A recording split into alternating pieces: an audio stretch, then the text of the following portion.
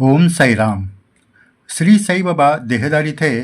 तब जब कभी किसी भक्त को शिरडी से जाने की आज्ञा करते, तब उस भक्त को शिरडी छोड़नी ही पड़ती थी, क्योंकि उसमें ही उसकी भलाई रहती थी। ऐसा ही एक अनुभव आपको बताते हैं। अनुभव बताने से पहले आपको विनती है कि अगर आपने चैनल सब्सक्राइब नहीं किया तो ज़रूर कीजिए और वीडियो के नीचे दिए गए थैंक्स बटन के द्वारा सही प्रचार कार्य को मदद कीजिए। मुंबई के माहिम में रहने वाले लक्ष्मण विट्ठल नाड़कर अपने पत्नी और बच्चों को लेकर शिरडी गए थे। ये 1916 की बात है। लक्ष्मण जी ने अपने परिवार के साथ बाबा का दर्शन लिया। 2 दिन वो पूरा परिवार साई की सेवा में समर्पित हो चुका था। लक्ष्मण जी के मन में और थोड़े दिन साई सेवा में रुकने की इच्छा थी, लेकिन एक दिन सुबह अचानक श्री साई बाबा ने उन्हें घर वापस जाने की आज्ञा दी। लक्ष्मण जी हैरान हुए, क्योंकि उन्होंने श्री साई बाबा से घर जाने की अनुमति नहीं मांगी थी। उन सभी को शिरडी छोड़कर जाने की इच्छा ही नहीं थी। दोपहर हो गई। लक्ष्मण जी पत्नी और बच्चों के साथ द्वारका में गए। मध्याह्न आरती के लिए शामिल हुए। आरती के बाद उन्होंने बाबा का दर्शन लिया। उस वक्त बाबा ने कुछ नहीं कहा। दोपहर के 3 बज गए। उस वक्त भी बाबा ने कुछ नहीं कहा। लक्ष्मण जी को लगा बाबा अब कुछ नहीं कहेंगे। शाम हो गई। बाबा भक्तों के साथ लेंडीबाग जाने लगे। सभी भक्त रास्ते में बाबा का दर्शन ले रहे थे। उसमें लक्ष्मण जी भी थे। उन्होंने जब बाबा के पाँव छुए तो बाबा ने तुरंत पूछा, तू अभी तक यही रुका है? तुझे सुबह जाने के लिए कहा था ना?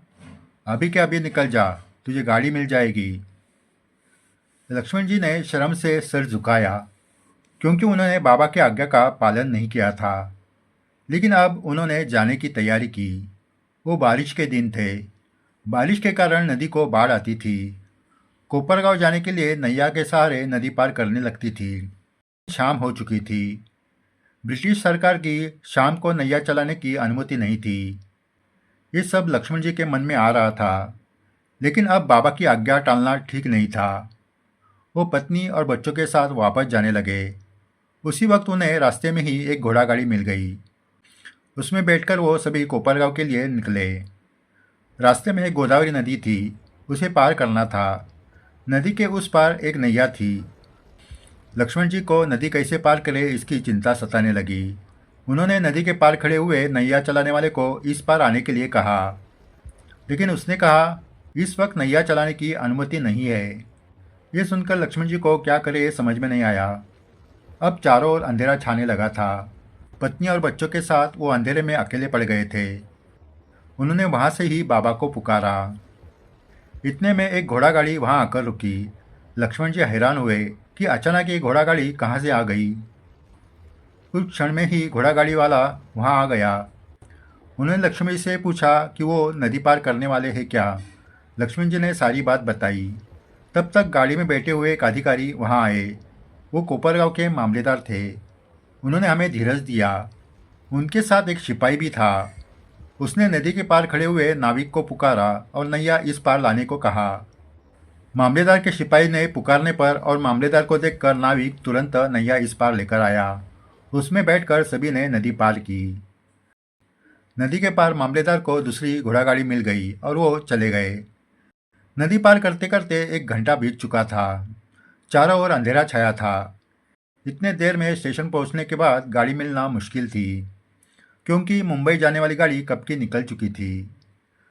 नाविक ने और वहाँ खड़े हुए एक घोड़ा गाड़ी वाले ने लक्ष्मण जी से कहा, इतने देर के बाद स्टेशन जाने के बजाय आप यही कहीं मंदिर में रात को रुक जाए और सुबह चले जाए। लक्ष्मण जी सोचने लगे। साथ में पत्नी और छोटे छोटे बच्चे। पत्नी ने सोने के गहने पहने हुए थे। चोरों का डर था। वो जगह भी सुनसान थी। अब क्या करे, इस चिंता से लक्ष्मण जी का दिल भर आया। उनको याद आया कि बाबा ने कहा था तू स्टेशन पर जा, तुझे गाड़ी मिल जाएगी। फिर क्या, लक्ष्मण जी ने पूरा भरोसा श्री साई पर रखा। श्री साई का नाम लिया और घोड़ा गाड़ी वाले को कोपरगांव स्टेशन छोड़ने के लिए कहा। घोड़ा गाड़ी वाला तो हैरान हुआ, क्योंकि उस वक्त कोई भी गाड़ी स्टेशन पर आने वाली नहीं थी। लक्ष्मण जी के कहने पर वो उनको लेकर कोपरगांव स्टेशन की ओर निकला। चारों ओर अंधेरा, चोरों का डर, सिर्फ साई के भरोसे वो निकले थे। 2 मील की दूरी पार करके आखिरकार वो स्टेशन पर पहुंच गए। सामान लेकर वो स्टेशन गए। गाड़ी तो चली गई होगी ये लक्ष्मण जी समझ चुके थे। अब रात स्टेशन पर बितानी पड़ने वाली थी, लेकिन बाबा ने गाड़ी मिल जाएगी ऐसे कहा था, इसलिए पत्नी और बच्चों को एक जगह बिठाकर वो स्टेशन मास्टर के पास चले गए। उन्होंने सुबह कौन सी गाड़ी मिलेगी ये पूछा। अब सुबह ही गाड़ी मिल सकती थी। बाबा ने उसी गाड़ी के बारे में कहा होगा ऐसा लक्ष्मण जी को लगा, लेकिन स्टेशन मास्टर ने कहा, तकनीक की खराबी की वजह से गाड़ी 2 घंटे लेट है। अब तक मुंबई जाने वाली गाड़ी आई नहीं है। ये सुनकर बाबा को ये पहले से ही कैसे पता चला ये सोचकर लक्ष्मण जी हैरान हुए। जिस गाड़ी के लिए लक्ष्मण जी बाबा की आज्ञा लेकर शिरडी से निकले थे वो 2 घंटे बाद स्टेशन पर आ गई। गाड़ी को देखते ही लक्ष्मण जी का दिल भर आया। बाबा की आज्ञा कभी खाली नहीं जाती, इसकी उन्होंने अनुभूति ली। सभी ने श्री साईं बाबा का जय जयकार किया और गाड़ी में बैठ गए और सुबह तक वो अपने घर सुरक्षित पहुंच गए।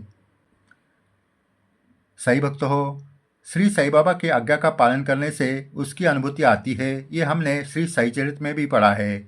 लेकिन ऐसी बहुत सारी घटना शिरडी में हुई थी जो साई चरित्र में दाभोलकर जी दे नहीं सके, क्योंकि ग्रंथ सीमित अध्यायों में लिखना पड़ता है और बाबा की लीला तो असीमित होती है। श्री साई चरित्र जैसे अनेकों ग्रंथ लिखने पर भी वो कम पड़ सकते हैं। इतनी सारी लीला बाबा ने की है और आज भी कर रहे हैं। ऐसे ही दुर्लभ जानकारी हम आपको आगे भी बताते रहेंगे।